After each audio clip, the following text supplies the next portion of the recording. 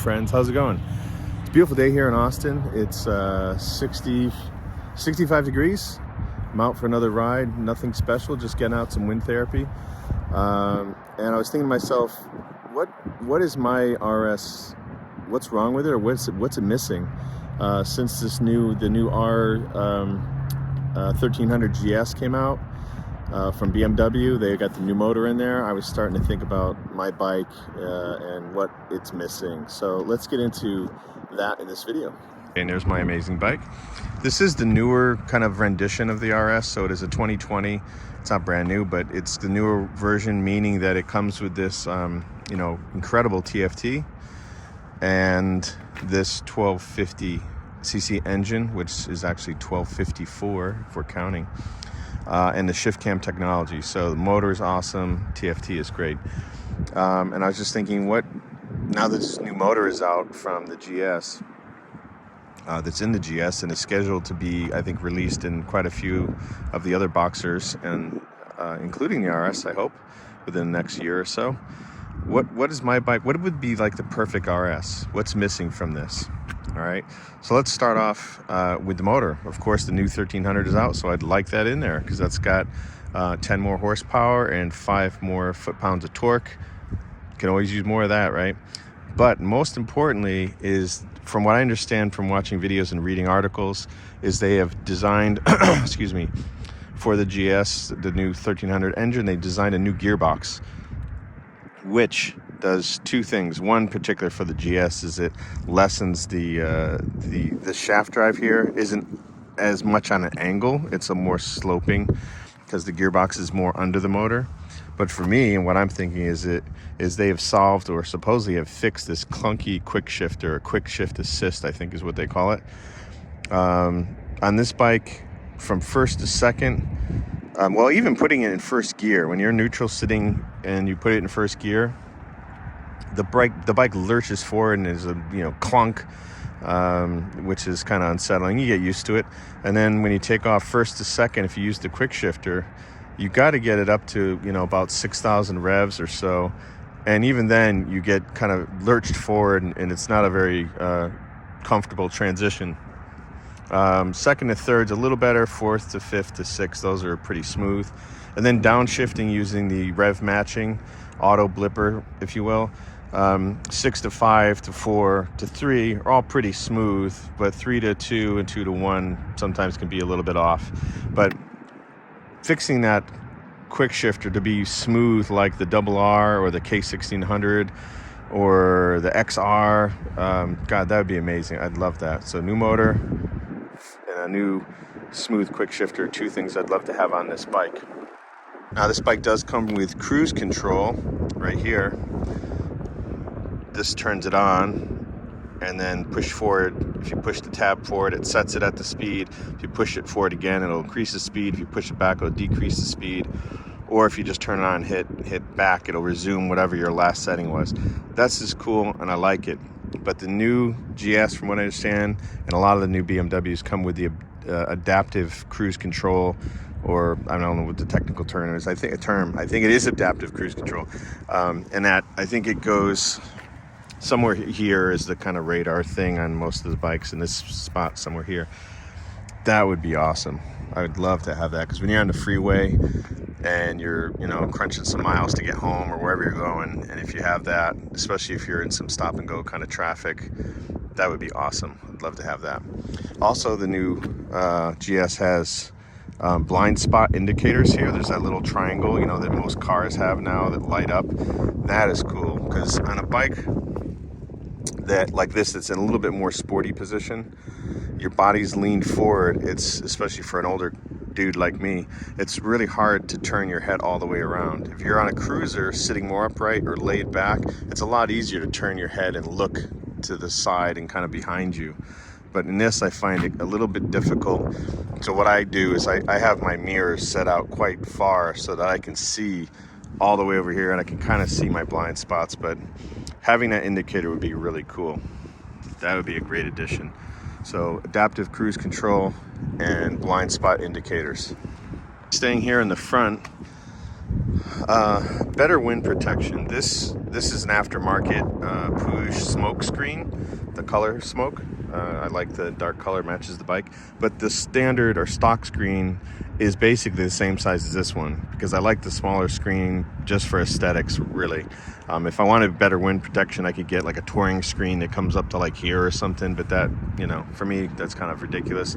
So what I did is, and this has two positions. So it has, this is the lower position, and then you got to grab this here and pull up, and that's the, you know, kind of upper position. Let me get that back down. So what I did is I bought this aftermarket thing, kind of angled it out about 10 degrees or so, and that really cuts a lot of the buffeting. Without this, with this in the upper position, like that, the wind buffeting is just unbearable. It just really sucks. And with it down, you're not getting as much head buffeting, but you're just getting blasted with wind right in the face and upper chest. So this really helps cut, especially when I do moto vlogs. This cuts a lot of the wind out. So so on this bike, I want the smaller screen, but I also want the ability for this screen to be electric. And that's a lot of the things I'm talking about right now that I want on this bike are actually coming on the new GS, which is cool. So this would be cool if it was electric and it went up and down, but more importantly, not just see how this goes. If you put this up, it just, the angle doesn't change that much. Okay, so it's not, like if you pull it up, it doesn't stick out here. It just kind of slides up. It changes a little bit.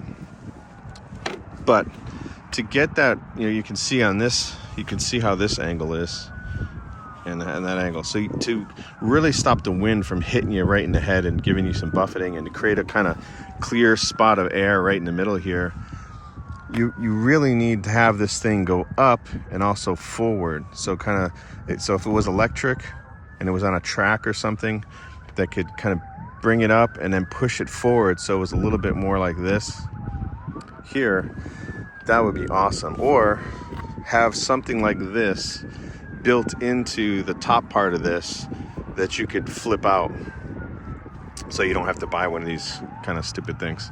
And the other thing is just a better way to get this up. If it was electric, that would be cool. But again, that's, you know, just one more thing that could break.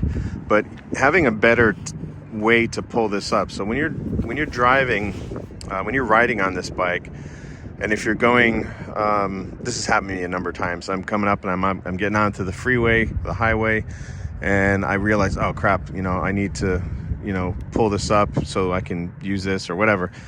There's no handle here to flip this up. So if you grab this here and try to pull it up, you can pull it up here when there's no wind. But when you're on the freeway going 50, 60, 70 miles an hour, you cannot pull this up.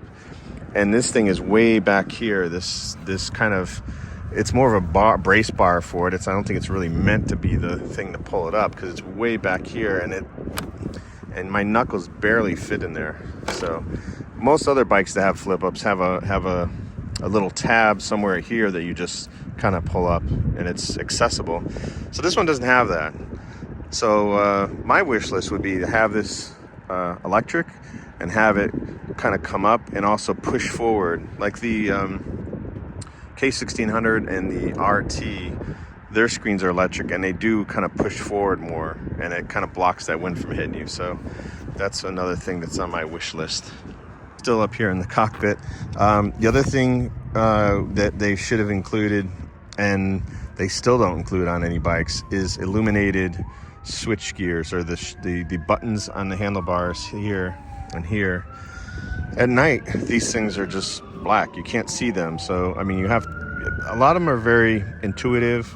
So over time, my thumb knows where all the buttons are, the horn and all these things. But it'd be nice, you know, to get them illuminated. Because like here, up here is the heated grips, which I don't use very much.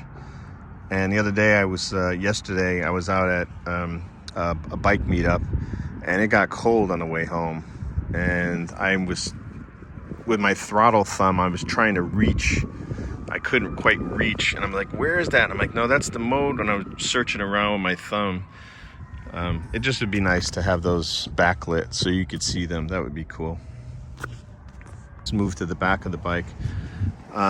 This is aftermarket, and so I have one, but these things should come stock with this bike.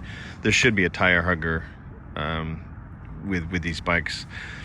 And reason being is, if you picture this gone, this is aftermarket, this is a Push. If you picture this gone, then you're riding in the wet, all the water is shooting up here, along under here, and some of it goes in there. So there's this little flap here. You can see that. That kind of protects a little bit there, but the rest of this, and this is like a lot of electronics and the dynamic suspension, and all this stuff gets covered with rain, mud, gooky road grime.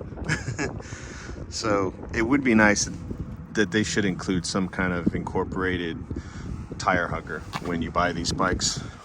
And then staying right here, I took them off, but I have the pannier rack system. So there's kind of a rack that goes here, and the pannier goes on here. This is categorized as a sport touring bike, and it's in the sport category for BMW. It should come with bags of some sort. If you're going to call it a sport tour, that suggests that you're going to go on some traveling and spend, overnight somewhere. So it should come with some bags, even if they were smaller. Because to be honest, I really don't like the BMW bags. They're really bulbous. They stick out really far here. Something like that's expandable, that's tighter against the bike, that has some nice lines on it, that looks sporty. Like, I really like the SW Motec bags. Those are really nice. I did a video on that. You can check it out. I'll put it up here somewhere on the screen. But those look really nice on the bike. So again, it should come with some bags. Back over to the cockpit here. Now this goes back to the TFT. So this TFT, again, is amazing, and it's by far probably the best TFT in the industry, other than the big 10. I think it's 10.25 inch that goes on the RT. That has a very big TFT. But this would be really nice to have split screen, and for BMW to allow us to use CarPlay, because most people, especially here in America, we have iPhones and, or Android, either or. But it'd be nice if this was, you could split screen this and just have a small portion of it here have like gear, position, speed, and some of the things that you really need to see. And then the rest of it just for, Google Maps or iPhone Maps, whatever you want to use. Because especially here in Texas, I have this quad lock. And in Texas, in the summer, as many people know, it gets very hot here. This summer was really, really bad. There was months of triple digits. There was days it was 105, 108, 109. And iPhones overheat really easily. And having my iPhone out here and, to use for directions, it would overheat and shut off on me. And that is such a pain. Some of you might say, well, they have the cradle holder, and I took the cradle holder off of here that houses the Garmin. I don't go out really far. I mean, if I went on far trips where I was out in the countryside where there's no cell phone reception or something, then I would probably use a Garmin, but it's like $1,000 and I don't need it. So it would just be so great if I was able to keep my iPhone in my pocket or in a bag or something like that, and CarPlay would show up on this wonderful TFT and give me directions, because you can see this in glare, everything. This is so clear. And the iPhone, it dims, and then also if you're riding home with the sun setting behind you, the sun reflection off of the iPhone sometimes is you can't really see it too clearly. So that would be awesome. CarPlay, please allow us to use that so we can put our iPhones on this TFT. The integrated BMW connected app and its directions, I find, is just useless for me. I've tried to use it. It pops up arrows on the screen, like it'll show an arrow, turn left, turn right. but you can't see, and I like to see ahead sometimes, like how far up is the turn, what kind of turn. Oh, it's a hairpin turn, it's a really sharp one. I can see that on Google Maps before I even get there. So yeah, that's another wish. All right, well, I guess that's kind of my list. It wasn't a lot, and I don't think it's a lot to ask for a premium bike coming from BMW. They already have a lot of great stuff, class leading, no doubt. I mean, these are amazing bikes, but there's already existing tech, that can make them even better. All right, so again, that's my list. Let me know what you think. What do you think? Is there anything I didn't mention that you wish was on this RS, or something that I wish that just could never happen? And what are your thoughts about the people that have this bike? If you have one of these, the 1250, are you starting to itch to get the 1300 as soon as it comes out, or are you gonna wait a couple of years and see what happens? I don't know. Let's see. Well, thanks for joining me again. Please subscribe if you haven't. It helped me out a lot, and catch you on the next one. Later.